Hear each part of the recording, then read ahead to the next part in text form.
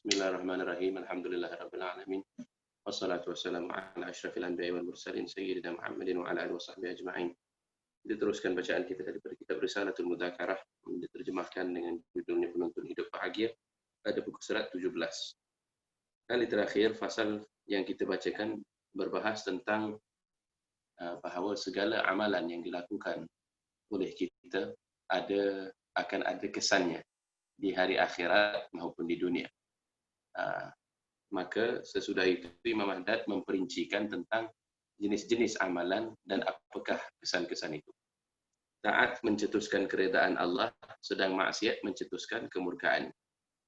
Dengan kehendak dan kekuasaannya, Allah Subhanahu wa taala telah meletakkan keredaannya dalam ketaatan serta kemurkaannya dalam kemaksiatan. Yakni disekalikan keredaan Allah Subhanahu wa taala itu dengan ketaatan yang diperintahkan kepada manusia dan kemurkaannya pula dengan kemaksiatan yang dilakukan oleh manusia.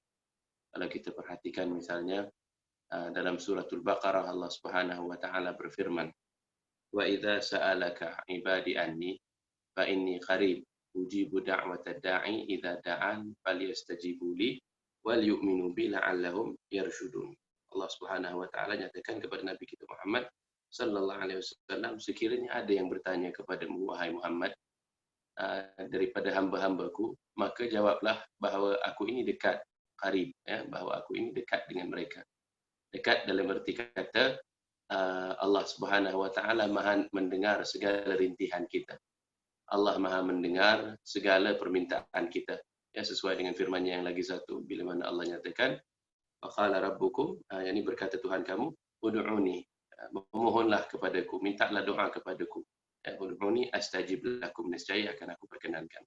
Jadi Allah katakan ini qarib, bahawa sesungguhnya aku dekat. Ujibu da'watad da'i, aku menjawab permintaan panggilan daripada orang yang memanggilku saat ia memanggilku. Maka seperti mana Allah Subhanahu wa taala nyatakan kepada kita bahawa ia dekat dan ia menjawab panggilan kita, permintaan kita, doa kita, maka yang dituntut daripada kita adalah fal yu'minu bi, fal yastajibu li. Di sini fal yastajibu li, maka hendaklah mereka juga menjawab seruanku. Yang dimaksudkan dengan menjawab seruan Allah Subhanahu wa taala bererti taat, bererti taat. Ini bila mana Allah Subhanahu wa taala memerintahkan kita kepada sesuatu perkara, hendaklah kita jawab dengan sami'na wa ata'na, kami dengar dan kami taat.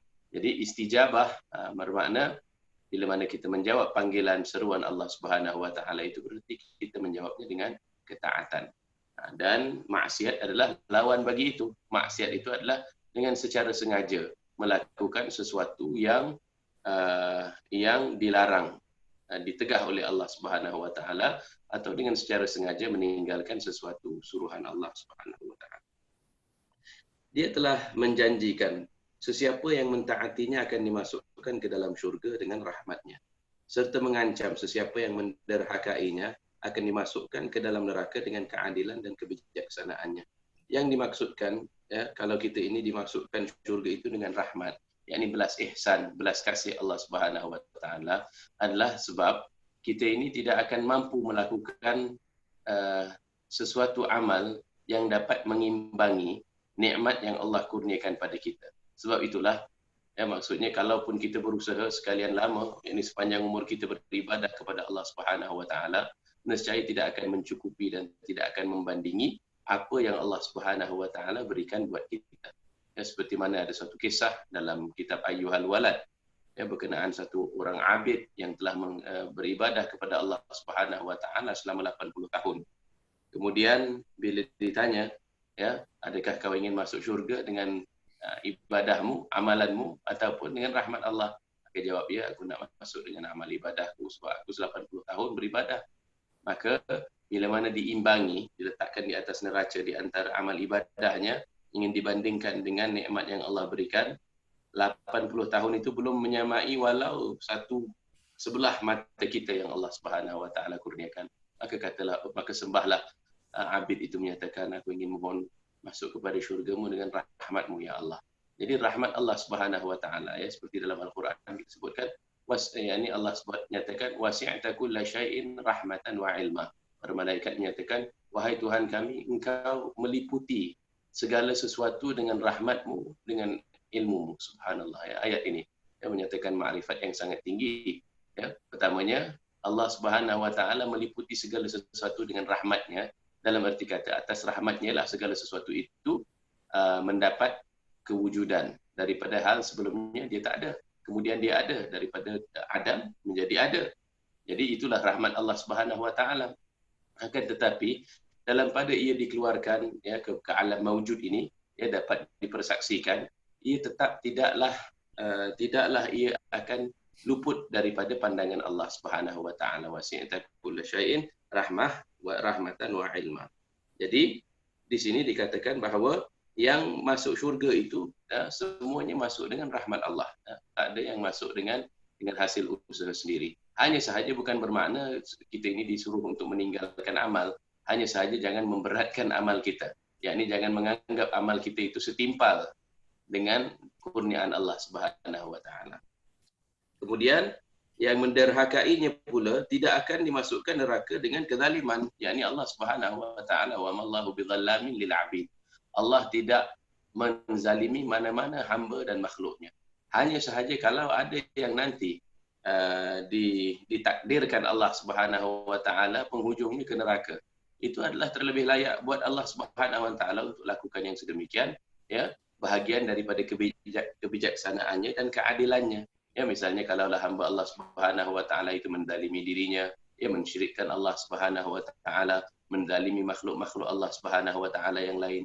Jadi kalau dihukum, ya ini Allah Subhanahu wa taala maha adil, yakni maha layak untuk menghukum siapa yang ia berkehendak dan ia berkenan untuk menghukum padanya. Ya, Allah Subhanahu wa taala nyatakan dalam Al-Quran, yakni Allah itu tidak dipersoalkan tentang perbuatannya, tetapi kita ini yang dipersoalkan tentang perbuatan kita.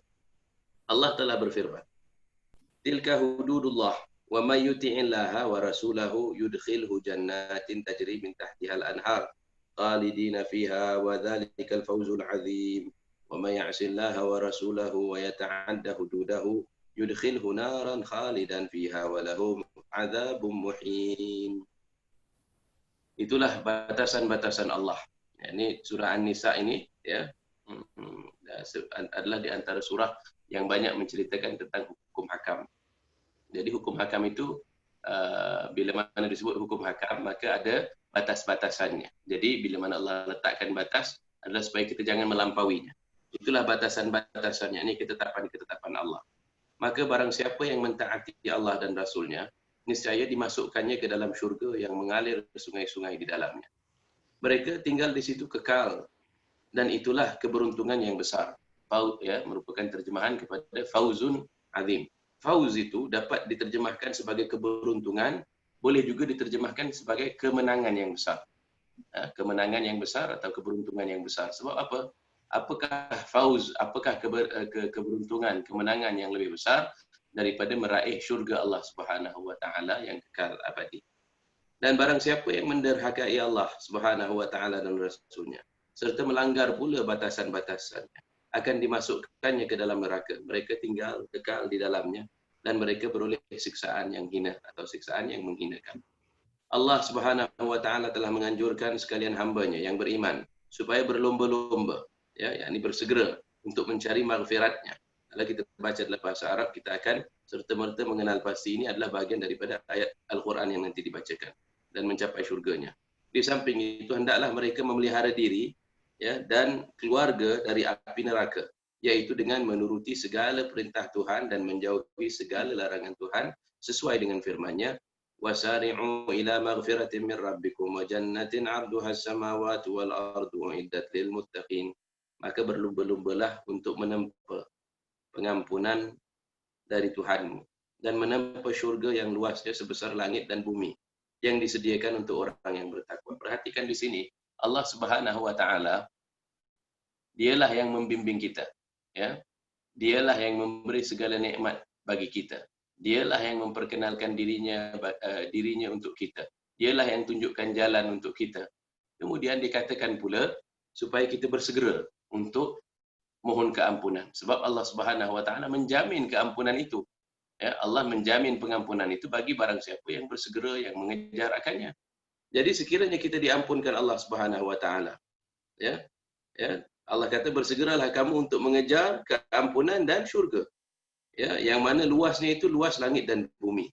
Ya, macam mana hal dalam dunia ini, kehidupan dunia ini pun apabila kita tahu akan suatu, katalah suatu nikmat yang besar ataupun suatu harta ataupun suatu kemenangan yang besar yang kita perlu bersegera, kita tentulah tidak akan buang masa lagi. Katalah kita diberitahu, contohnya barang siapa yang katalah kita sampai kepada satu tempat, ya, satu tanah yang belum berpenghuni, ya, dan kemudian raja kita atau sultan kita di satu tempat itu katakan, bersegeralah kamu cari tempat-tempat yang untuk kamu diami. Kemudian pacakkan bendera kamu di situ, maka itu akan jadi tanah kamu. Kita tentu tidak akan berlengah-lengah, kita akan bersegera sebab itu adalah kemenangan yang dijamin. Jadi kemudian kita akan dapatkanlah apa yang kita berkehendak itu. Ini kan pula yang hak syurga, yang keluasannya itu, ataupun isinya itu umpama langit dan bumi. Kemudian ia telah disediakan pula untuk orang-orang yang bertakwa. Jadi kalau kita bertakwa kepada Allah Subhanahu wa taala, maka diberikan pengampunan, maghfirah. Dan kita kalau bertakwa kepada Allah Subhanahu wa taala dijamin syurga. Ya ayyuhalladzina amanu qu anfusakum wa ahlikum nara wa quduhan nas wal hijarah 'alaiha malaikatun ghiladun shidadun la ya'suna Allaha ma amarahum wa yaf'aluna ma yu'marun. Wahai orang-orang yang beriman, peliharalah diri kamu dan keluarga kamu dari api neraka, yang bahan bakarnya ialah manusia dan batu. Di dalamnya ada malaikat-malaikat yang kasar lagi keras. Mereka tiada menderhakai Tuhan tentang apa yang diperintahkan kepada mereka, dan mereka menjalankan segala yang diperintahkan. Perhatikan kedua-dua di sini, tujuannya sama, ya, yaitu supaya manusia diselamatkan. Hanya sahaja manusia ini ada pelbagai bentuk motivasi dan pencetus kepada pergerakan. Ada orang, dia mudah untuk bergerak sekiranya dijamin kemenangan. Ada orang pula, dia kalau kita katakan isinya macam langit dan bumi pun dia tak nak bergerak. Ya. Misalnya katalah ada satu orang itu, kalaulah dia sedang berbaring dekat katilnya, kemudian kita katakan, bangunlah, ya, jangan hari-hari tidur, ya, keluarlah rumah, nanti kalau keluar bekerja dapat gaji. Dia tak keluar, ya, sebab dia selesa baring di situ, katalah. Walaupun dia tahu bahawa kalau dia keluar dia boleh dapat kehidupan yang lebih baik, tapi dia rasa dia boleh hidup begitu.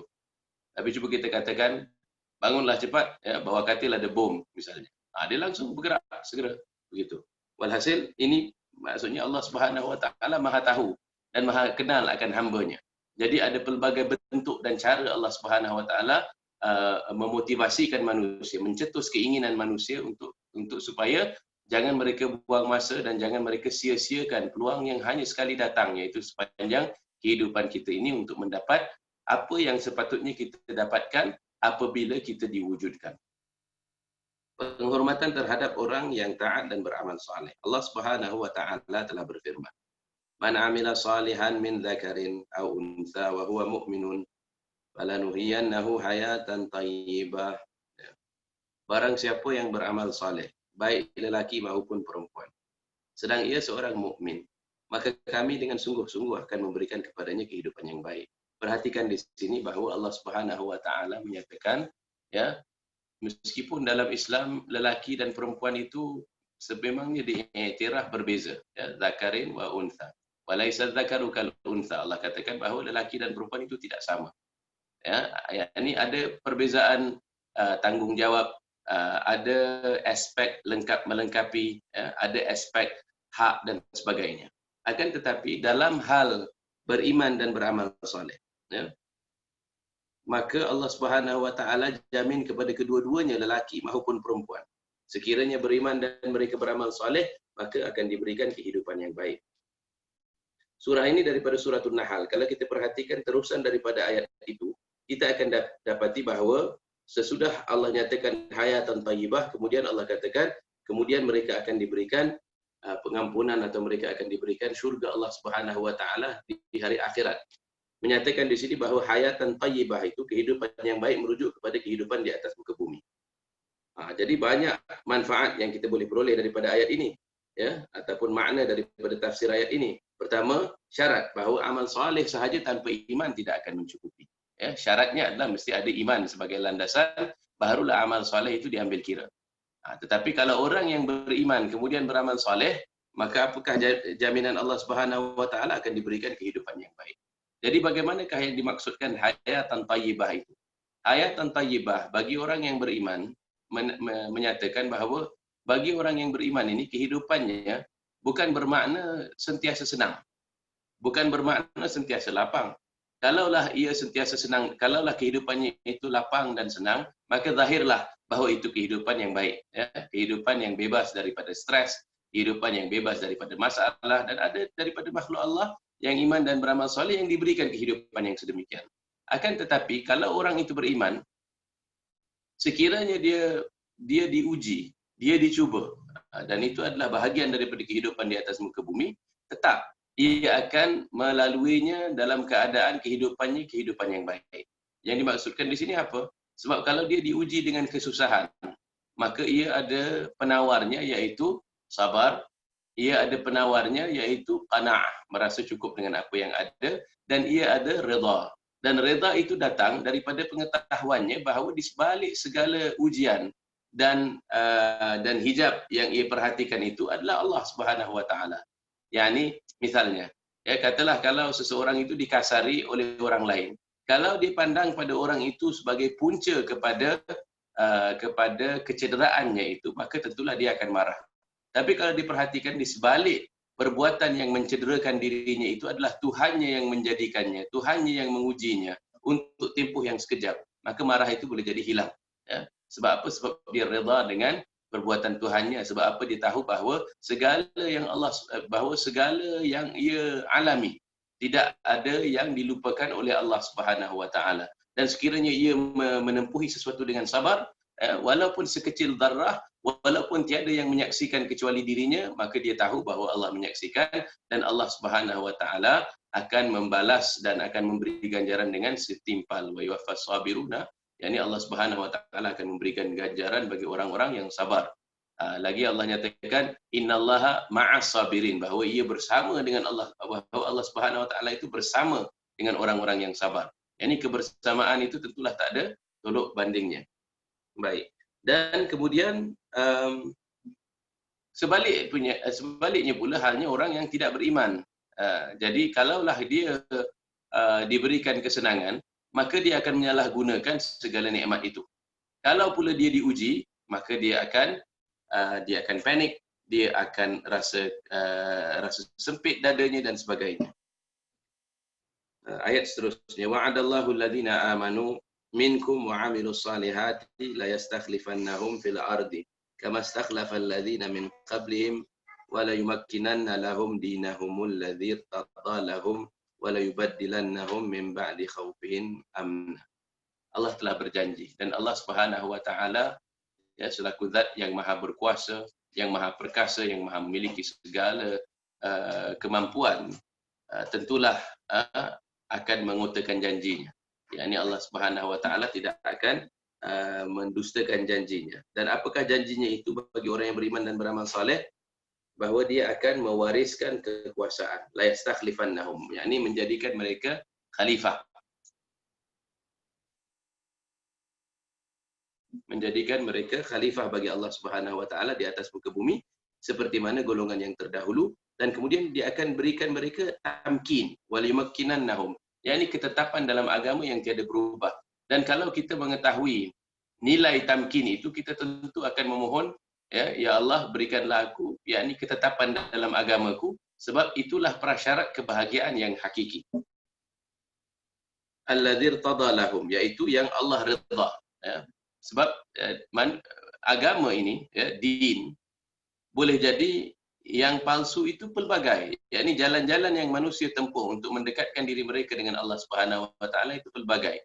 Tetapi din yang mendapat keredaan Allah Subhanahu Wa Taala hanyalah din yang telah diwahyukan itu, iaitu yang melalui Al-Quranul Karim, iaitulah agama kita, agama Islam. Ya, dan kemudian akan ditukarkan keadaan mereka daripada ketakutan menjadi aman dan sentosa.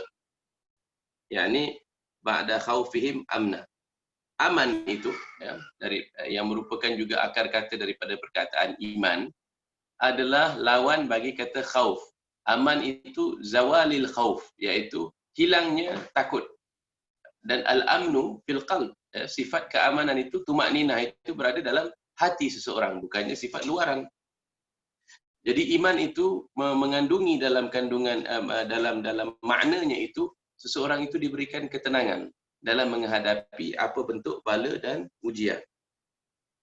Kemudian innal ladzina amanu wa 'amilus solihati inna la nudhi'u ajra man ahsana 'amala ulaika lahum jannatu 'adnin tajri min tahtihimul anhar yuhallawna fiha min asawira min dhahabin wa yalbasuna thiyaban khudran min sundusin wa istabraqin muttaki'ina fiha 'alal ara'ik ni'mat thawab wa hasunat murtafaqa. Sesungguhnya orang-orang yang beriman serta mengerjakan perbuatan baik, sudah pasti kami tidak akan mensia-siakan pahala orang-orang yang melakukan amalan yang baik. Untuk mereka disediakan syurga Adan yang mengalir sungai-sungai di dalamnya. Mereka diberi perhiasan di sana dari gelang-gelang emas dan diberi pakaian yang berwarna hijau dari sutera halus dan tebal. Mereka duduk bersandar di atas dipan. Ya, itulah pahala yang amat menyenangkan dan tempat istirahat yang amat indah. Kita perhatikan sebenarnya ayat-ayat ini adalah ilmu yang diketahui umum. Ya, dia bukanlah sesuatu ilmu yang halus. Ya, ini bukanlah sesuatu ilmu yang perlu kita yakni tafsir dan takwil mendalam tentangnya. Dia adalah sesuatu yang diketahui secara umumnya oleh mana-mana umat muslimin. Tapi bila mana Imam Haddad menyusunnya dengan sedemikian rupa dan kita merenung, yakni kita mentadabburi ayat-ayat itu, kita akan dapati bahawa dia adalah sesuatu yang membugarkan dan menyegarkan iman kita. Sebab itulah namanya risalah ini risalah mudzakarah. Mudzakarah itu maksudnya saling ingat mengingatkan. Sebab fa inna dzikra tanfa'ul mu'minin. Bahawa mengingatkan itu, ya, peringatan itu sangat memberi manfaat kepada orang yang beriman. Yakni umpamanya begini, kalau kata kita dalam perjalanan, kemudian kita tahu bahawa perjalanan itu menuntut kita membawa beberapa barang ataupun peralatan yang kita ada di rumah kita, kelengkapan yang kita ada di rumah kita. Tetapi boleh jadi kita lupa untuk bawa kelengkapan itu, nescaya nanti kalau kita tak bawa, kita akan dilanda kesusahan lah, kita akan dilanda kepayahan. Jadi sahabat kita yang mengingatkan kita supaya membawa barang itu jangan sampai tertinggal, itu sangat memberi manfaat buat kita. Walaupun kita dah ada pengetahuan itu. Jadi sebab itulah kelebihan bila kita baca kitab-kitab nasihat macam ini. Ya, kitab nasihat penuntun hidup bahagia karangan Imam Haddad. Dan mungkin itu juga antara sebabnya, meskipun sudah lebih 300 tahun usia kitab ini, ya, lebih 300 tahun wafatnya Imam Abdullah bin Alawi Haddad, nasihat-nasihatnya masih lagi diterjemah, masih dibaca, masih diulang cetak. Sebab itulah nasihat-nasihat yang paling baik. Kadang-kadang nasihat yang paling baik itu adalah mengulangi sesuatu yang telah kita ketahui tetapi kita lupakan. Ya, ataupun kita tidak ingat. Kadang-kadang bila mana kita kurang diberikan peringatan, maka azam kita pun menjadi kurang. Ya, sebab itulah ya, Al-Quran itu sendiri merupakan wal Qur'ana dzidzikir. Yakni Al-Quran itulah sumber perolehan peringatan kepada manusia agar mereka menjadi jaga, agar mereka mengawasi hal keadaan kehidupan mereka. Ayat seterusnya daripada surah Maryam. Innal ladzina amanu wa 'amilus solihati sayaj'alu lahumur rahmanu wudda. Sesungguhnya orang-orang yang beriman serta mengerjakan perbuatan yang baik, nanti Allah yang Maha Pemurah akan mencetuskan di hati mereka perasaan kasih sayang. Telah berkata Ibnu Abbas, Tuhan akan menyayangi mereka dan mencetuskan di hati kaum mukminin perasaan kasih sayang terhadap mereka. Yakni saya ja'alu lahumur rahmanu wudda. Allah Subhanahu wa taala yang merupakan yakni kalau kita sebut Rahman, iaitu adalah punca sifat rahmah daripada Allah Subhanahu wa taala. Jadi Allah memberikan bagi orang yang beriman dan beramal saleh itu wuddah, yakni sayang. Sebenarnya dua tafsiran ini, ya, mencetuskan di hati mereka perasaan kasih sayang dan Tuhan menyayangi mereka bukanlah sesuatu yang berlawanan. Yakni kalau Allah Subhanahu wa taala menyayangi kita, dia akan jadikan orang-orang yang beriman itu sayang kepada kita. kalau dia menyayangi kita, dia akan mendekatkan rahmatnya kepada kita.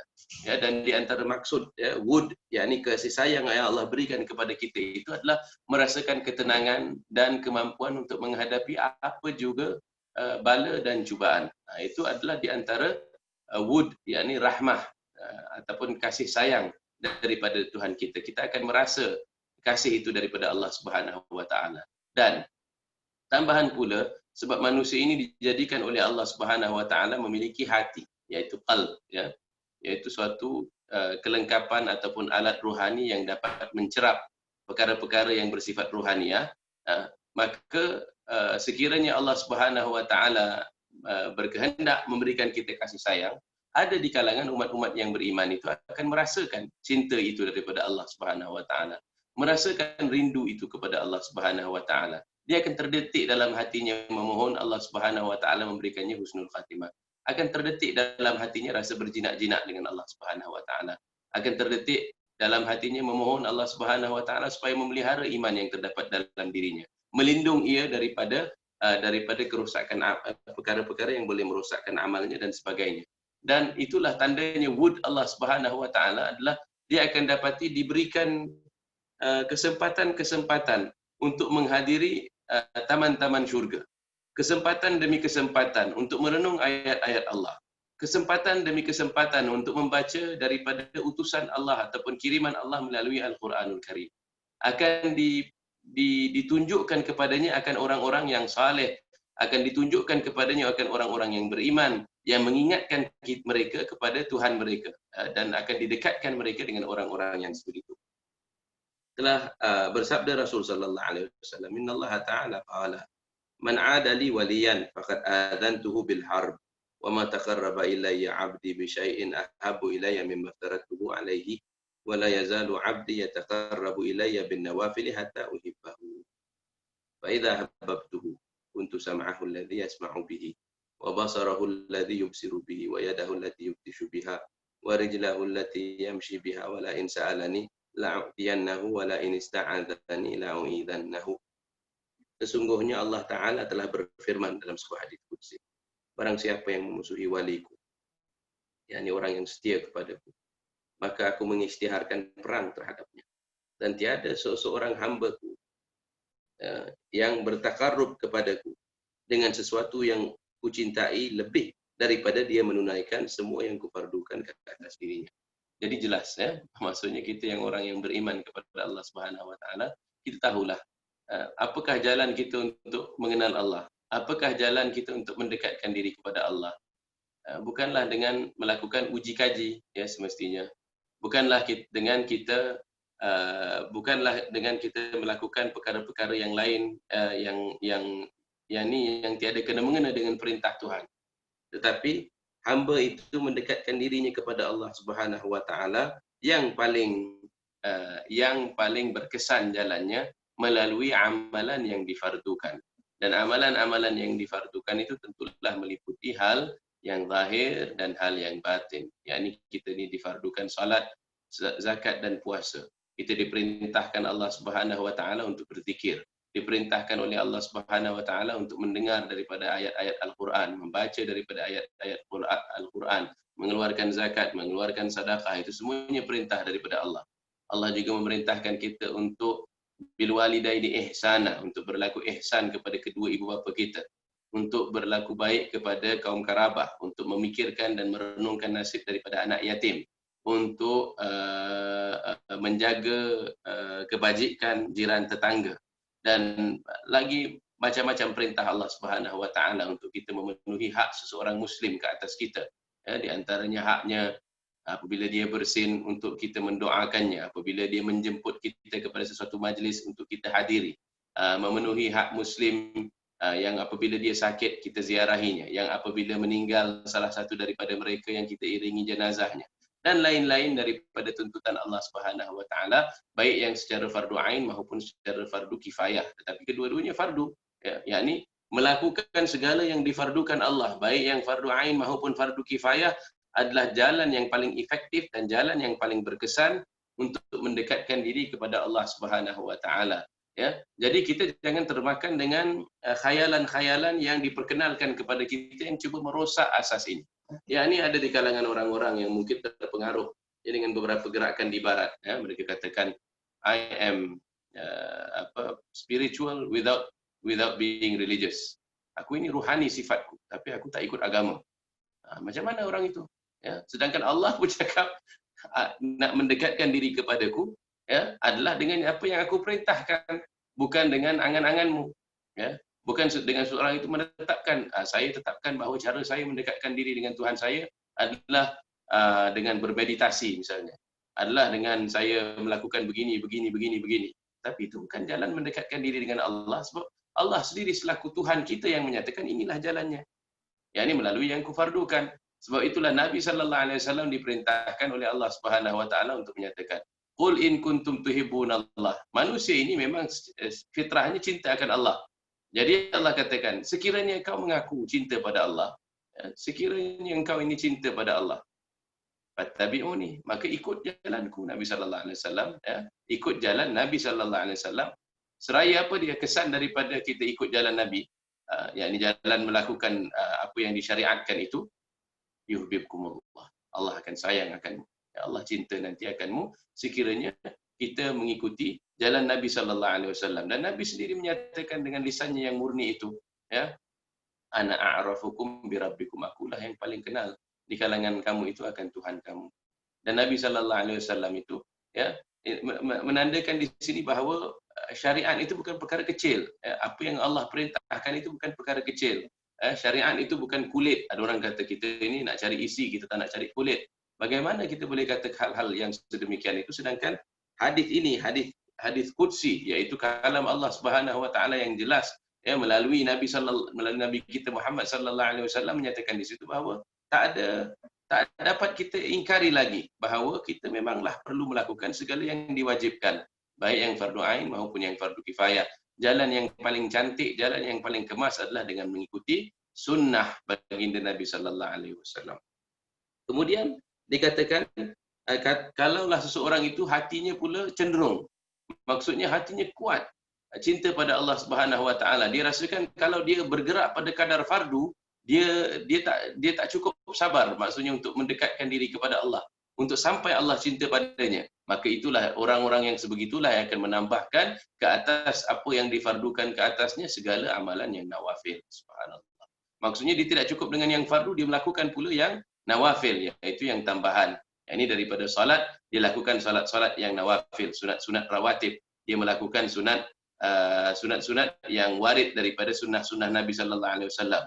Kemudian dia mengeluarkan tidak cukup dengan zakat pada kadar wajib dan tidak cukup dengan zakat fitrah, dia keluarkan pula sedekah yang tatawwu, yang berterusan. Dia cari apa jua peluang untuk membelanjakan hartanya fi wujuhil khairat, iaitu dengan segala segala sarana yang baik. Ya, umpamanya di antara mereka yang mencapai martabat yang tertinggi adalah Sayyidina Abu Bakar As-Siddiq. Yang ini keluar dengan segala harta yang ada pada dirinya kemudian diberikan kepada Nabi sallallahu alaihi wasallam. Maka Nabi sallallahu alaihi wasallam menyatakan, jadi apa yang kau tinggalkan untuk keluargamu? Dikatakan, aku tinggalkan untuk keluargaku Allah dan Rasulnya. Kemudian datang Sayyidina Umar bin Al-Khattab menyatakan membawa separuh daripada segala hartanya untuk dibelanjakan di jalan Allah. Kemudian Nabi katakan, apa yang kau tinggalkan untuk keluargamu, yakni untuk anak dan isterimu? Dikatakan, aku tinggalkan sebanyak apa yang aku bawa.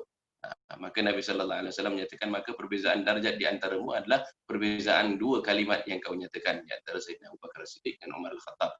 Ini maksudnya menunjukkan ketinggian-ketinggian darjat di kalangan para sahabat. Begitu juga yang dipuji oleh Allah Subhanahu wa taala dalam Al-Quranul Karim, yakni berkenaan muhajirin, ya, golongan muhajirin yang meninggalkan segala harta benda mereka, ya, meninggalkan rumah mereka, meninggalkan keluarga mereka, yang meninggalkan isteri dan anak mereka, demi mendapat ridha Allah. Itu dipuji oleh Allah Subhanahu wa taala. Dan kemudian golongan Ansar yang memberikan daripada harta mereka walaupun mereka susah, walau bihim khasasah. Allah nyatakan walaupun mereka ada kepayahan, tapi mereka berusaha untuk mengeluarkan daripada bahagian harta mereka. Lan tanalul bir, yakni sesungguhnya kamu belum mencapai darjat albir, iaitu kebaikan yang tinggi, hatta tunfiqu, selagi mana kamu belum memberikan infak daripada apa yang kau cinta. Ini darajat memberi itu, ada yang memberi bila mana dia lebih, ada yang memberi daripada apa yang ia kasih. Tetapi yang lebih tinggi daripada itu adalah yang memberi dalam keadaan susah maupun senang maupun payah. Dan kita perhatikan dalam suratul Insan misalnya, dinyatakan di situ, wa yut'imuna ta'ama ala hubbihi yatiman wa miskinan wa asira, iaitu memberi makan yang mereka suka. Ini dikhabarkan bahawa ayat ini diturunkan sababun nuzulnya berkenaan Sayyidina Ali dan Sayyidatina Fatimah, iaitu mereka telah berpuasa. Kemudian bila mana mereka hendak berbuka pada petang itu, datang pada hari pertama itu yatim. Kemudian berilah lauk berbuka mereka itu kepada orang yatim. Kemudian hari kedua, miskinan wa yatiman. Hari keduanya yatim, yang pertamanya miskin. Yang ketiganya asira. Ini orang yang mencari perlindungan ataupun orang yang datang daripada luar, yang tak berpenempatan tetap, maka diberikan juga. Kemudian tak cukup dengan itu, mereka punya menjaga ikhlas mereka itu, bahawa mereka berikan orang ini makan, innama nut'imukum, sesungguhnya kami beri kau makan, yang berikan bahagian daripada rezeki kami, liwajhillah, sesungguhnya kami melakukannya demi redha Allah sahaja. La nuridu minkum, kami tidak berkehendak daripadamu jaza, kami bukan memohon jaza, iaitu bayaran, ganjaran, wala syukura, sebenarnya engkau berterima kasih pun tidak kami harapkan. Kami lakukannya demi wajah Allah, sebab kami sangat takut yauma abusan, bahawa pada hari yang manusia-manusia rata-ratanya akan bermasam muka, bermuram durja. Sebab apa mereka bermuram durja? Sebab mereka menyesali dalam kehidupan mereka ini di dunia, mereka tidak lakukan sebanyak-banyak amal kebaikan. Jadi itulah jalan yang telah ditetapkan. Jalan itulah yang mendekatkan seseorang hamba kepada Tuhannya. Adakah jalan itu payah? Semestinya baik payah. Tapi adakah ia tak layak ditempuh? Jangan kita katakan tak layak ditempuh. Sebab harganya itu ataupun ganjarannya itu terlalu besar. Sebab yang dimenangi itu adalah kecintaan daripada Allah Subhanahu Wa Taala. Yang pingat yang didapati daripada seorang yang mengikuti jalan ini, yang berpayah ini, pingatnya adalah menjadi orang yang dikasihi Allah. Faida, jadi apabila aku cinta padanya, apabila aku telah mencintainya, yakni kalau kita dapat dicintai oleh Allah Subhanahu Wa Taala, dah sampailah, apa lagi kita nak, kan? Maksudnya kalau Allah dah kasih kepada kita, saya jadilah aku seolah-olah sebagai pendengarannya, yang ia mendengar dengannya, dan sebagai penglihatannya yang ia melihat dengannya, dan sebagai tangannya yang ia bertindak dengannya, dan sebagai kakinya yang ia berjalan dengannya. Dan andai kata ia memohonku, pasti akan kuberinya. Dan andai kata ia berlindung kepadaku, pasti akan kulindunginya. Kita pada zaman kita ini sekarang mungkin sukar untuk kita ceritakan tentang cinta, sebab makna perkataan itu pun kita tak faham. Apa yang dimaksudkan dengan cinta? Kita boleh sebut, kita boleh katakan aku cinta padamu. Saya cintakan ibu dan ayah saya cintakan orang rumah saya cinta dan sayang akan anak-anak. Tapi apa yang dimaksudkan cinta dan kasih itu? Kalau orang Arab, yakni yang bahasa Arabnya dipengaruhi oleh medan makna dalam Al-Quranul Karim, kita boleh jelas yang dimaksudkan cinta itu hub. Hub itu akar katanya daripada habbatun. Habbatun itu berarti macam suatu benih ataupun suatu biji. Hantah ataupun buruz, satu bentuk benih yang disemai. Tetapi bila mana dia benih dan dia disemai, apa jadi nanti? Akan tumbuh satu pohon daripadanya. Daripada satu pohon itu akan tumbuh cabang-cabang. Daripada setiap cabang itu tumbuh lagi nanti banyak lagi cabang daripadanya dan berbuah banyak daripadanya itu. Itu cinta. Maksudnya ditanam sesuatu dan menghasilkan sesuatu yang indah. Jadi bila mana seseorang itu dicintai oleh Allah Subhanahu Wa Taala, apa artinya? Artinya hatinya dah dijadikan tapak semayan rahmat Allah Subhanahu Wa Taala. Yakni hatinya berbunga, hatinya itu jadi istana, hatinya itu jadi taman, hatinya itu jadi suatu kemegahan buat Allah Subhanahu Wa Taala. Yakni hatinya itu subhanallah. Jadi kalau orang yang berhati sedemikian, maka dia mampu mencintai dan mengasihi manusia keseluruhannya. Dan bila mana dia mencapai tahap kesempurnaan, yang paling sempurna tentulah Nabi kita Muhammad, maka Allah pun katakan sifatnya itu apa? Wa ma arsalnaka illa rahmatan lil alamin. Jadilah Nabi Muhammad itu bila mana dia kekasih Allah, dia dikasihi Allah, maka dia menjadi rahmat buat sekalian alam. Sebab dialah yang jadi terindah daripada segala yang indah. Dan para awliya Allah Subhanahu wa taala yang mengikuti sunnah baginda Nabi pun mendapat bahagian daripada cinta ini yang luar biasa datang daripada Allah Subhanahu wa taala. Sekiranya ia memohon, aku beri. Dan sekiranya ia berlindung, pasti akan kulindungi. Allah Subhanahu wa taala telah memberikan kemuliaan yang begitu besar khusus kepada hamba-hambanya yang menunaikan segala yang difardukan Allah ke atasnya. Kemudian sebagai taqarrub, yakni upaya mendekatkan diri kepada Allah, mereka mengerjakan pula segala ibadah nawafil, ibadat sukarela, ya, dengan penuh ikhlas tanpa dicampuri riak, sehingga Allah Taala telah menyamakan gerak-geri mereka seolah gerak-geri Allah dan diam mereka seperti diam Allah. Semua itu berlaku dengan inayah dan taufik Allah Ta'ala sebagai tanda cintanya kepada hamba-hamba tersebut. Ya, sebab itu kenapa yang nawafil itu yang barulah dilihat sebagai apa tadi dikatakan sebagai ibadat sukarela. Padahal sebenarnya yang wajib pun perlu sukarela. Ya, yang wajib pun akan jadi rosak kalau ada riak. Yang wajib itu pun kalau kita bermalas-malasan tidak akan diterima. Akan tetapi kita latih diri kita dengan yang wajib, sehingga kan kita kasih akan amal yang wajib, kita tak cukup dengan itu, kita lakukan yang nawafil. Yang nawafil itu jadi hak kita. Yang ini tidak ditentukan, tidak ditetapkan. Orang-orang yang melakukan nawafil itu menambahkan lagi ibadahnya, jadi cinta pada Allah Subhanahu wa taala, jadi rindu pada Allah, jadi kasih pada Allah Subhanahu wa taala, jadi tak sabar-sabar ia. Sekiranya tidak ditetapkan baginya itu ajalnya pada sekian-sekian hari, maka dia akan terus langsung dia bergegas bertemu dengan Allah Subhanahu wa taala. Jadi yang tersembunyi dalam dadanya itu adalah hati yang telah jadi kasih akan Allah Subhanahu wa taala. Telah bersabda Nabi sallallahu alaihi wasallam sebuah hadis yang diriwayatkan dari Allah Azza wa Jalla, iaitu idza taqarraba ilayya 'abdi shibran taqarrabtu ilayhi dhira'an wa idza taqarraba ilayya dhira'an taqarrabtu minhu ba'an wa idza atani yamshi ataituhu harwalatan. Jika hamba-Ku mendekatkan dirinya kepadaku sejengkal, aku mendekatinya sehasta. Dan jika ia mendekati kepadaku sehasta, aku akan mendekatinya sedepa. Jika ia mendatangiku berjalan, aku akan mendatanginya berlari. Ya, manusia itu memang tidaklah tidak tahu akan untungnya sebenarnya. Ya. Tidak tahu kita akan betapa beruntungnya kita, Allah Subhanahu wa taala pilihkan kita daripada sekalian makhluk yang diberi peluang, ya, yang diberikan modal, diberikan segalanya untuk kita berani niaga dengan Allah Subhanahu wa taala, ya, untuk kita berani niaga dengan Allah Subhanahu wa taala. Allah nyatakan man alladhi yuqridullaha qardan hasanah. Ya. Siapakah yang berkehendak untuk meminjamkan kepada Allah pinjaman yang baik? Nanti Allah akan balas berlipat kali ganda. Innallaha ishtara, sesungguhnya Allah berkehendak untuk membeli daripada orang yang beriman, ya, diri mereka, harta mereka, Allah bayar dengan syurga. Lagi dalam ayat lain dalam surah As-Saff Allah menyatakan wa masakin thayyibah wa jannatu adnin. Lepas tu ada dikatakan wa ukhra tuhibbunaha nasrum minallah wa fathun qarib.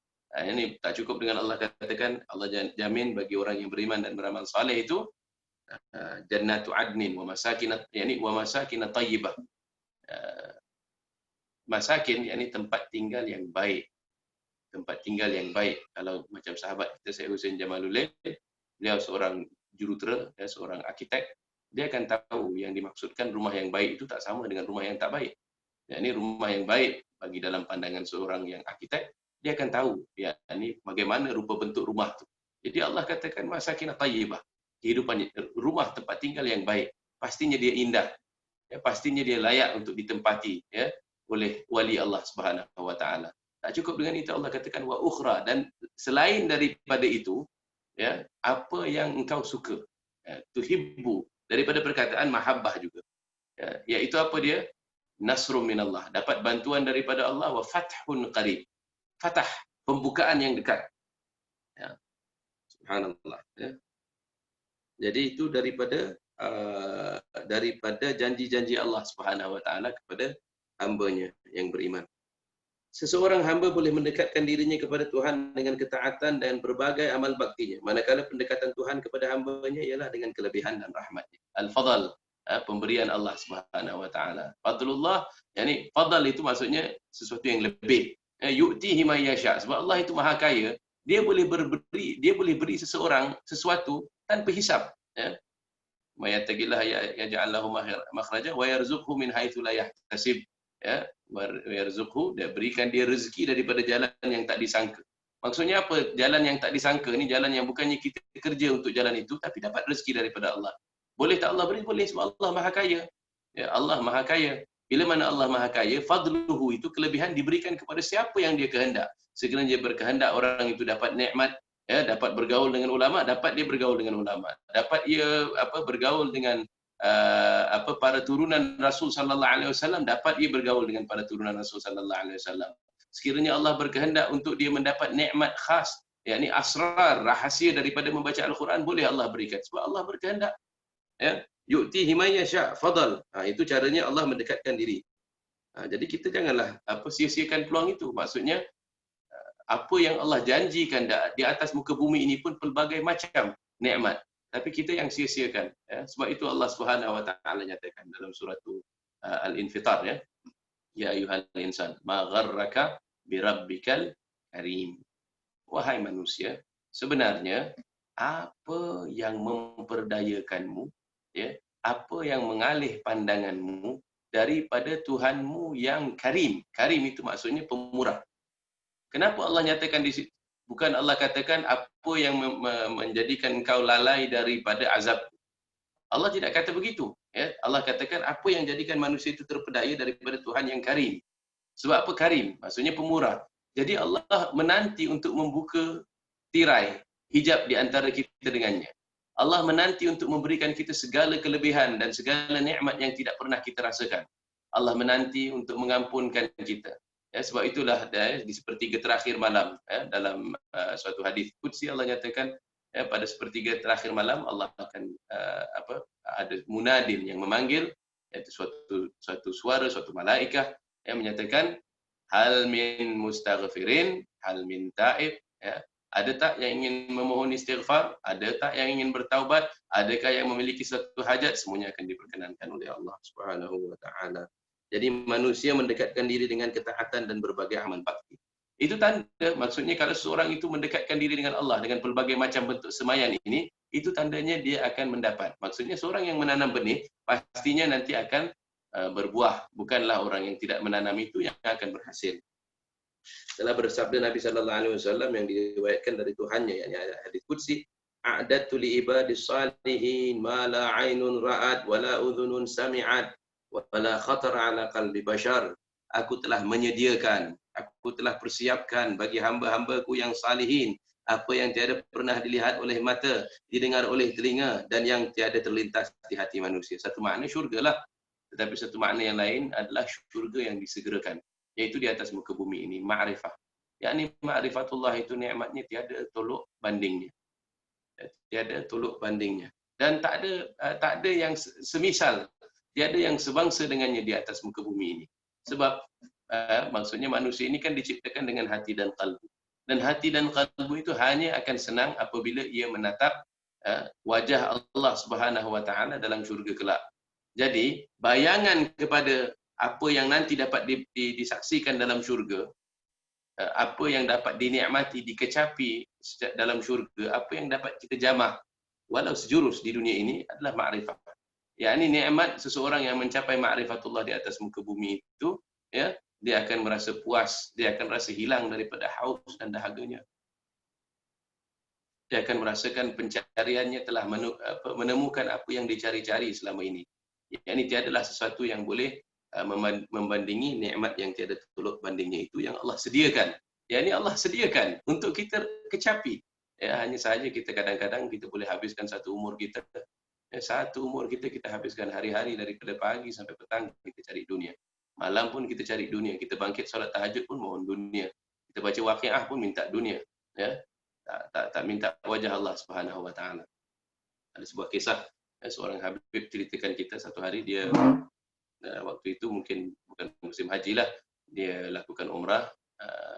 Saat itu dia ingin bertawaf, tawaf sunat. Dia katakan pada anaknya, kita nak bertawaf selepas ini. Dan kalau kita tawaf tu, itu ada waktu-waktu istijabah. Kita mohon pada Allah, apa pun nanti dia akan berkenan. Jadi kata, kau mohonlah apa yang kau nak. Jadi dia keluar di situ, habis tawaf, ditanya pada anak dia, apa yang tadi kau mintakan? Dia kata, bah, saya minta pistol mainan. Dan dia kata, okey baik. Bapak dia pun keluar, belikan dia pistol mainan. Maksudnya kita minta dengan Allah Subhanahu Wa Taala, Tuhan sekalian alam yang Maha memiliki segalanya, pistol mainan. Untuk kanak-kanak sesuai lah. Ya. Tapi kalau kita pun dah dewasa, kita pun minta macam pistol mainan itu juga. Ini kita minta perkara yang sia-sia, yang mainan, yang sementara. Kita minta pangkat, kita minta darjat, kita minta kekayaan. Padahal segalanya itu luput, segalanya itu pun hapus. Mintalah kasih Allah Subhanahu Wa Taala. Ya, mintalah ma'rifatullah, mintalah tamkin, ya, ketetapan dalam agama tersebut. Di dalam Zabur, wahai anak Adam, taatilah aku, niscaya aku akan penuhkan hatimu dengan kekayaan dan kedua tanganmu dengan rezeki, untuk dibagi-bagilah tentunya, serta tubuh badanmu dengan kesihatan. Kemudian Allah Subhanahu Wa Taala memerintahkan dunia pula begini, wahai dunia, barang siapa yang mengabdikan dirinya kepadaku, maka berikan khidmatmu kepadanya.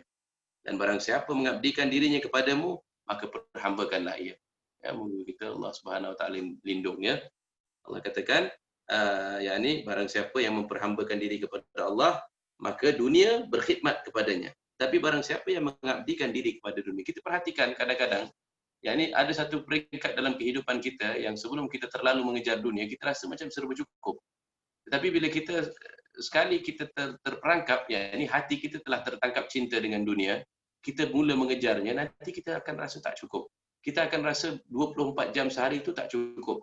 Kita kalau boleh nak lebih lagi untuk mengejar dunia, tetapi bila kita dapat, walaupun kadarnya menambah, tapi dia tidak menambahkan ketenangan, dia tidak menambahkan kesenangan, dia tidak menambahkan kegembiraan. Kita akan rasa nanti kita akan dapat satu, kurang yang lainnya. Kalau dapat yang ini, nanti yang itu pula kurang. Ya. Begitulah jadinya nasib orang yang telah diperhambakan oleh dunia, waliyadzubillah, ya, diperhambakan oleh dunia. Boleh jadi dia ada ataupun dia tak ada, tetapi dia tidak pernah bahagia. Sekiranya dia ada, dia akan dilanda sifat bakhil, yakni dia takut nak keluarkan. Sekiranya dia tak ada, dia ada hubbul mal, kecintaan yang luar biasa terhadap harta itu. Berkata Bishr Ibn al-Harith rahimahullah, orang-orang yang banyak berbakti akan pergi dengan membawa dunia dan akhirat. Yani dunia pun miliknya, akhirat pun miliknya. Ya, bagi orang-orang yang berbakti. Berkata Yahya bin Mu'adz, pengejar dunia akan diperhambakan oleh hamba sahaya. Yani pengejar dunia akan diperhambakan oleh hamba sahaya kepada nafsu. Sebab orang yang paling kuat dalam mengejar dunia adalah yang paling kuat nafsunya terhadap dunia. Jadi kita akan jadi hamba kepada orang-orang yang begitu. Yang kita nanti kalau kita gauli mereka, kita akan dapati kita pun tidak menikmati persahabatan dengan mereka, sebab mereka pun menampak kita hanya sebagai alat. Ya. Ini orang yang hanya berkehendakkan sesuatu yang mati. Orang yang hanya berkehendakkan kepada jamadat, ya, ini kepada emas dan perak, pada rumah dan segala perkara itu, kepada duit dan sebagainya, maka manusia pun akan dilihatnya sebagai satu alat untuk menambahkan sarana baginya untuk menambahkan hartanya. Jadi bagaimana nanti kita diperhambakan? Ya, ini olehnya. Yang ini diperhambakan itu berarti diperalatkan. Yang ini kita hanya berguna selagi mana kita boleh mengkayakan dia. Sekiranya tidak, maka dia tidak berminat untuk bersahabat dengan kita. Sementara orang yang mengejar akhirat akan diperhambakan oleh orang yang merdeka. Maksudnya apa? Orang yang mengejar akhirat nanti akan dipertemukan dengan guru-guru yang saleh, akan dipertemukan dengan ahli sidik, orang-orang yang ikhlas. Kalaupun kita diperhambakan, maksudnya kita dijadikan murid baginya, dia akan berlaku ihsan kepada kita. Dia akan mengajar, mendidik kita dengan penuh kasih dan penuh sayang, ya, orang-orang yang merdeka. Wahai saudaraku, jika anda mengingini kemuliaan yang tidak akan surut, atau keluhuran yang tidak akan putus, atau kedudukan yang tidak akan lenyap, atau ketinggian yang tidak akan hapus, maka taatilah Tuhanmu. Sebab Allah Ta'ala telah kumpulkan segala kurnia-kurnia itu di dalam ketaatan kepadanya. Ya, ini kunci kebahagiaan. Kunci kebahagiaan. Walaupun kita katalah kita tidak kita tak charge mahal-mahal untuk kursus baca kitab Imam Haddad ini. Kalau orang lain, kalau dia rasa dia ada sesuatu yang boleh mengkayakan seseorang itu, katalah dia boleh melipat gandakan wang seseorang itu, mestilah dia akan letak premium yang tinggi, ya, sebab orang itu tentu sanggup bayar untuk dia dapat apa yang berkehendak. Ya, tapi sekarang ini Imam Haddad bukakan secara percuma. Ya, ini bukannya diberikan, bukannya dia meminta imbalan, ya, bukannya dia meminta bayaran. Ya, dia bahkan menceritakan kepada kita akan perkara yang betul-betul bernilai.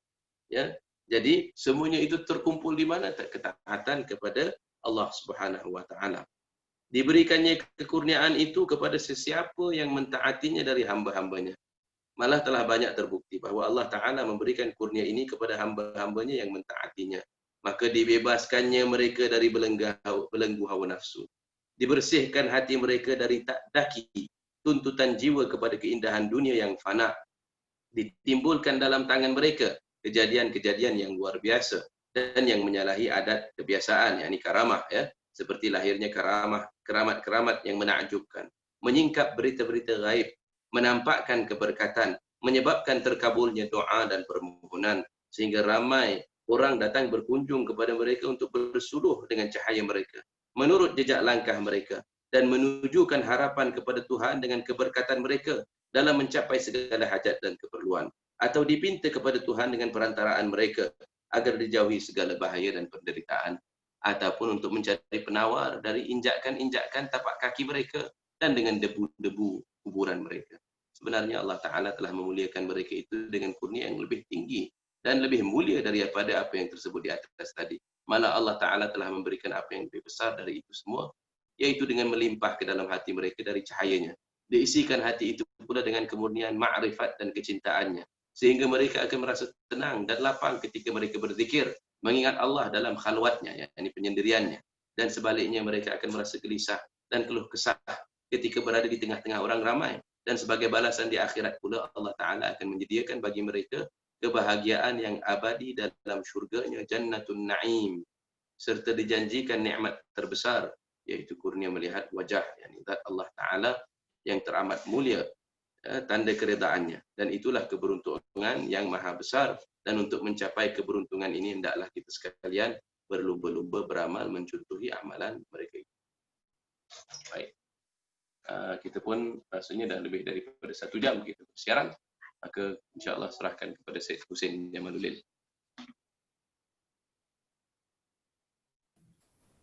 Jazakumullah khair Ustaz atas pencerahan yang disampaikan tadi. Alhamdulillah. Saya kira topik malam ni begitu menyentuh hati lah. Saya pun terasa dekat di hati lah, menyentuh hati sikit. Ada beberapa soalan yang ditanyakan dalam platform kita ni, utamanya dari saya sendirilah. Bagaimana dapat kita menyamai takwa pada zaman yang penuh disibukkan dengan pekerjaan perkara harian ini? Baik, jadi pertamanya mengambil kira cabaran zaman, saya kira pertamanya adalah dengan memiliki ilmu yang betul. Sebab Imam Al-Ghazali ada sebut sebuah hadis, ya, dalam Kitabul Ilm, menyatakan di situ bahawa para sahabat tinggal di zaman yang mana banyak ulama'nya. Para sahabat tinggal, para alim ulama'nya banyak, para qurra'nya sedikit. Ya, ini maksudnya yang menghafal Quran, yang membaca Quran itu sedikit. Yang berbanding orang yang beriman, berilmu. Kemudian pada zaman itu dikatakan oleh Nabi sallallahu alaihi wasallam bahawa amal adalah lebih baik daripada ilmu. Tapi nanti akan tiba satu zaman yang qurra'nya akan lebih ramai daripada alim ulama, fuqaha'nya, yakni yang benar-benar memahami. Yakni orang yang banyak adalah yang membaca tanpa semestinya memahami apa yang mereka bacakan itu atau yang mereka hafalkan itu.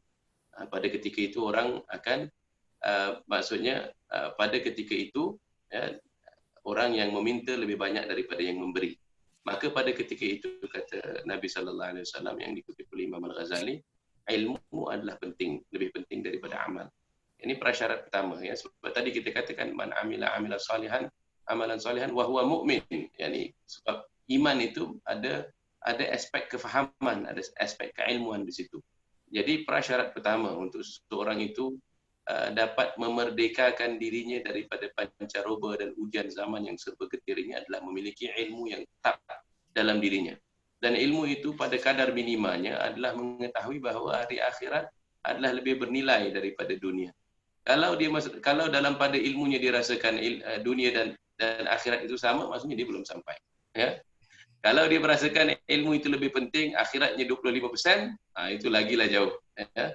Kalau orang yang nanti dia tunggu nanti dia dah lanjut umurnya, itu lagi jauh lagi. Ya, walhasil macam itulah. Maksudnya bagaimana nak memupuk keyakinan dalam diri supaya kita dapat rasakan dengan sebenar-benarnya. Ya, dan itu bukanlah sesuatu yang mustahil. Ya, ada para sahabat dalam kitab Al-Qirtas karangan Al-Habib Ali bin Hasan Al-Attas, itu syarah kepada Ratib Al-Attas, ada sebuah hadis yang disebut Al-Habib Ali bin Hasan tentang ada satu sahabat yang bila ditanyakan keadaannya oleh Rasul sallallahu alaihi wasallam, bagaimana hal keadaanmu? Maka dia katakan, aku telah menjadi seakan-akan aku dapat melihat syurga itu. Seakan-akan dapat aku melihat akan neraka itu. Dan apakah yang menjadi kehendaknya? Dia kata, aku berkehendak adalah istishhad, aku mencari syahid dalam Allah Subhanahu wa taala supaya dapat aku bersegera bertemu dengan Tuhanku. Dan hal ini berulang, yakni dalam sejarah keruhanian Islam, dalam sejarah agama Islam itu. Misalnya Sayyidina Imam Abdul Rahman bin Muhammad As-Sagaf, beliau dikatakan tak boleh tidur malam sebab kalau dia baring, dia menghadap ke kanan, dia hatinya menyaksikan syurga Allah Subhanahu wa taala dan rindunya akan mengakibatkan ia bangkit. Kalau ia berpaling kepada kiri, hatinya akan nampak akan neraka Allah Subhanahu wa taala dan takut akan azab Allah itu pun mengakibatkan dia tidak boleh tidur. Jadi hati manusia itu boleh digilap bersih, ya, walaupun dia adalah organ yang sangat halus, yang sangat sensitif, yang mudah dikotori. Akan tetapi kalau sekurang-kurangnya seorang itu memiliki ilmu yang bermanfaat, ilmu yang benar, dia akan sekurang-kurangnya akan mencari peluang untuk menghidupkan hatinya, mencari peluang untuk membugarkan imannya. Jadi prasyarat dan yang prasyarat paling penting buat seseorang yang ingin melepasi dan lulus ujian zaman kita ini adalah dengan mencari ilmu yang benar, ilmu yang memperkenalkan diri kita kepada Allah, ilmu yang menimbulkan keyakinan tentang hari akhirat. Ya. Terima kasih. Soalan daripada saudara Arif. Assalamualaikum Ustaz, soalan saya, Allah Maha Pengampun atas segala dosa hambanya kecuali dosa syirik. Syirik apa yang dimaksudkan di sini? Syukran. Nah, tentulah yang syirik itu diterjemahkan dalam bahasa Melayu itu berarti menyekutukan Allah Subhanahu wa taala. Tetapi ada yang alim ulama membezakan di antara syirik yang jali dan syirik yang khafi. Ya, syirkul jali dan syirkul khafi, iaitu syirik yang nyata dan syirik yang tersembunyi. Syirik yang nyata itu berarti yakni perkara-perkara yang membatalkan akidah. Ya, maksudnya bila mana kita ini harus dipelajari dalam kitab-kitab atau pengajian tauhid lah. Yakni berarti ada beberapa perkataan kita ataupun pemahaman kita yang terpesong daripada akidah yang sebenar. Ya, ini berkenaan dengan sifat Allah, yang ini mengibatkan kepada Allah Subhanahu wa taala sesuatu yang bukan layak bagi Allah Subhanahu wa taala, ataupun menafikan sesuatu yang wajib bagi Allah Subhanahu wa taala, itu ada bahagian daripada syiriknya. Tetapi yang syirik yang itu maksudnya sekiranya seorang telah terlanjur melakukannya, maka dia wajib mengambil 10 syahadahnya, yakni membenarkan akidahnya. Kalau pula seseorang itu terperangkap dengan syirik khafi, syirik yang tersembunyi seperti riya, ujub, takabur, hasad dan sebagainya, yang mana dia ada bibit-bibit syirik di situ. Dia ada punca-punca syirik di situ. Dia menghapuskan amalan yang baik. Maka seorang itu dituntut mencari obat, dituntut bertaubat daripadanya.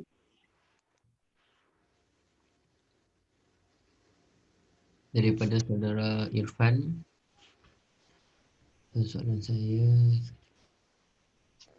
bagaimana cara kita berhijrah dari prinsip hidup hedonism ini? Syukran. Baik, ya, macam tadi saya untuk jawab soalan saudara Hussein, saya nyatakan pertama kena ada ilmu yang benar. Kemudian mungkin langkah seterusnya setelah kita ada ilmu yang benar, kita tahu bahawa seorang itu akan terpengaruh berdasarkan persekitarannya. Ini dalam hadis Nabi sangat jelas, ya. al-mar'u ala dini khalilih atau kama qala. Yani seseorang itu akan agamanya itu akan dia merupakan cerminan daripada agama sahabatnya. Yani siapa yang kita sering mendampingi akan menentukan akhlak kita dan aspek-aspek dalam kita penghayatan dan pengamalan agama. Ya, seperti hadis yang sangat masyhur itu menceritakan tentang seorang itu kalau dapat sahabat yang baik, macam ada sahabat yang ada katalah kedai minyak wangi, dan yang buruk macam berkawan dengan seorang yang tukang besi misalnya. Sebab apa? Sebab boleh jadi kita akan terkena kotoran. Kalau tak terkena kotoran, mungkin terkena serpihan api dan sebagainya. Ini sebagai tamthil lah, bukan berarti kita kena jauhi segala tukang besi, ya. Bukanlah tukang besi itu pekerjaan yang hina, dia pekerjaan yang halal.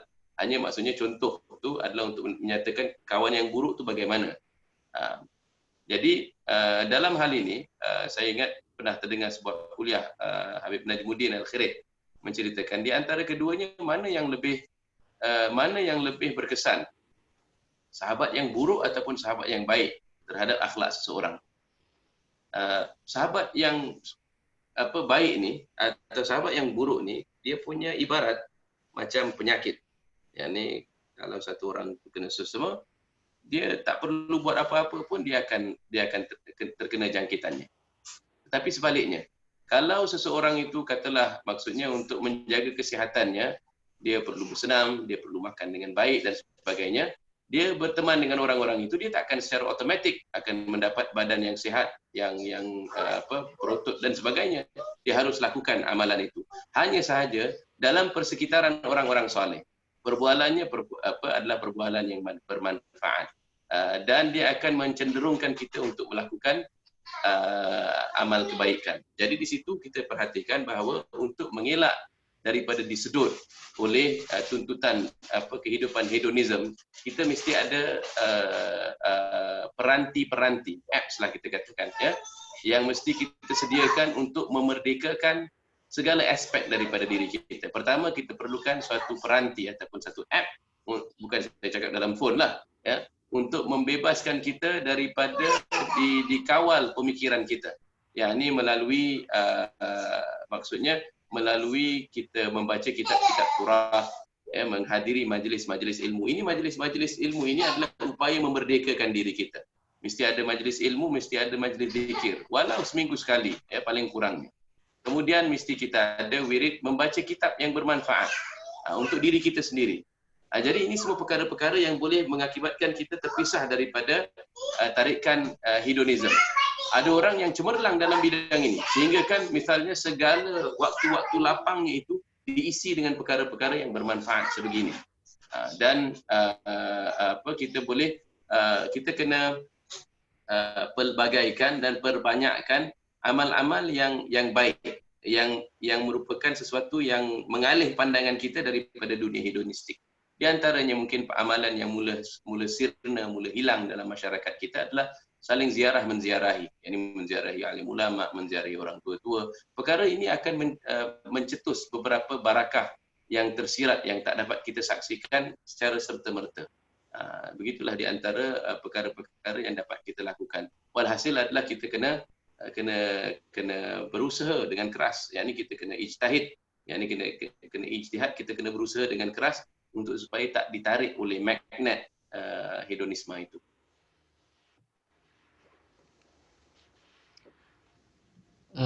Ustaz boleh bertanya lagi ataupun mahu kita berhenti dan sambung? Ada 2-3 soalan lagi saya tengok di sini. Boleh kumpulkanlah mungkin soalan-soalannya. Baik, insyaAllah. Daripada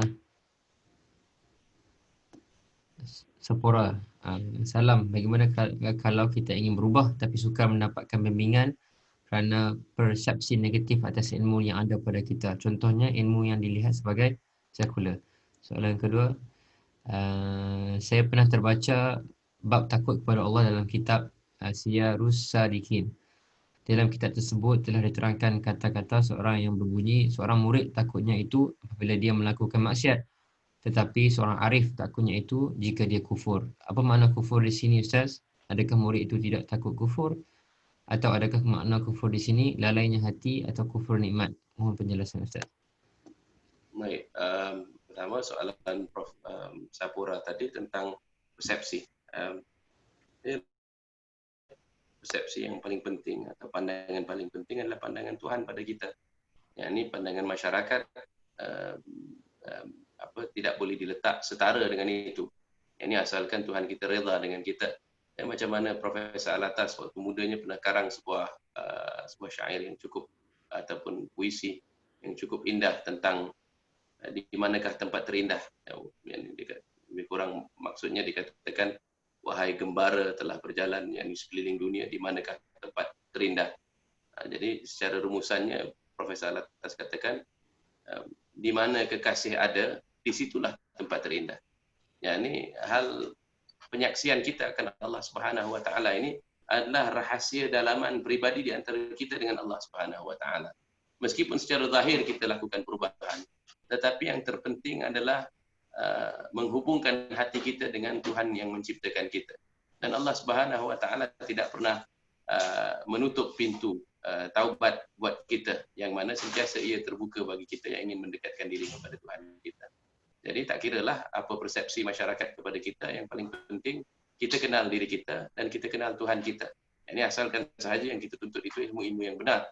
Ini merujuk kepada alim ulama yang muktabar, ya, karya-karya mereka, membaca daripada karangan-karangan itu dan dengan bimbingan Al-Quranul Karim, dengan kita memperbanyakkan selawat kepada baginda Nabi demi memperkukuhkan sidik dan ikhlas dalam diri kita, maka insya-Allah tak ada yang perlu dirisaukan dalam hal itu. Secara perlahan-lahan dan secara beransur-ansur persepsi itu boleh diubah. Tapi sekiranya pun dia tidak berubah, para nabi-nabi adalah dijadikan contoh di situ. Yang mana persepsi masyarakat tidak melunturkan kekuatan mereka dan dambaan mereka untuk mendekatkan diri kepada Allah Subhanahu Wa Taala. Soalan yang merujuk kepada kitab Syiarus Salikin, ini tentang perbezaan derajat takut. Bahawa seseorang murid itu takutnya adalah takut maksiat. Seseorang yang arif billah itu takutnya adalah takut kufur. Tentulah orang yang darjatnya arif, yang mengenali akan Tuhannya, yang memiliki kesadaran hati, ya, akan menyedari ada syarat-syarat yang lebih tinggi buat dirinya. Ya, bukankah kita pernah dengar akan kata-kata bahawa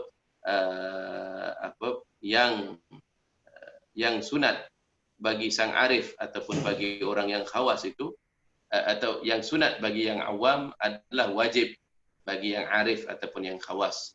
Yang makruh ataupun yang mustahab boleh jadi haram bagi orang yang khawas itu. Yang ini kenapa? Sebab mereka yang dipanggil takut kufur itu takut kufur nikmat lah. Ini secara tuntasnya. Sebab apa? Sebab mereka telah diberikan begitu banyak nikmat. Ya.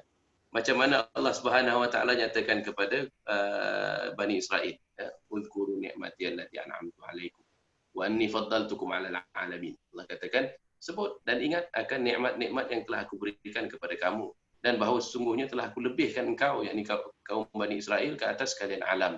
Ya.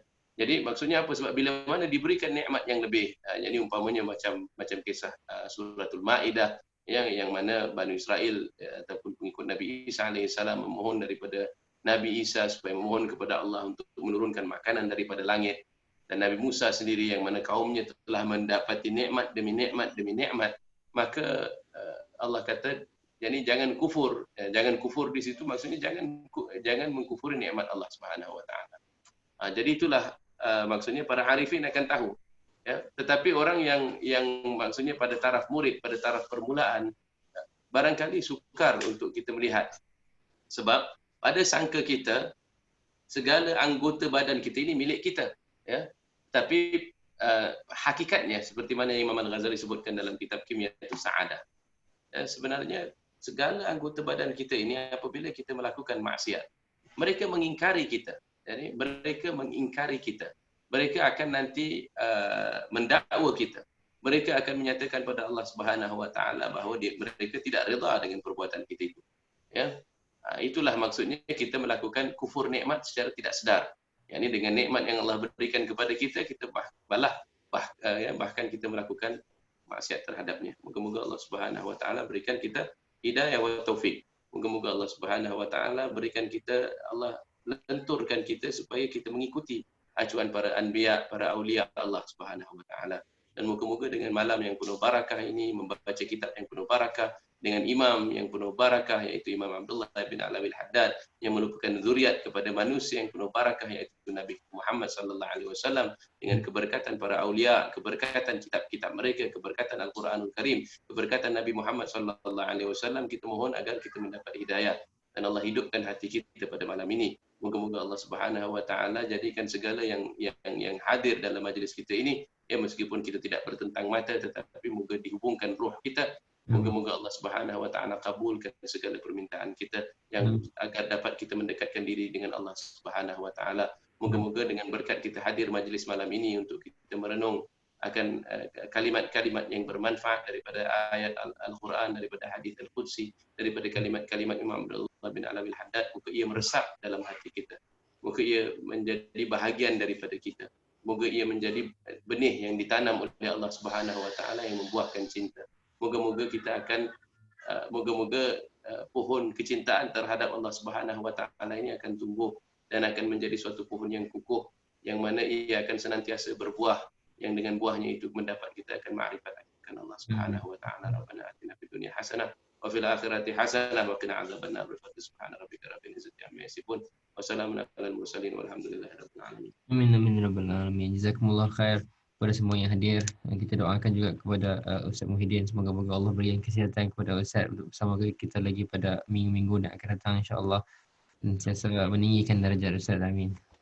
Amin ya rabbal alamin. Hingga minggu depan kita jumpa lagi. Assalamualaikum.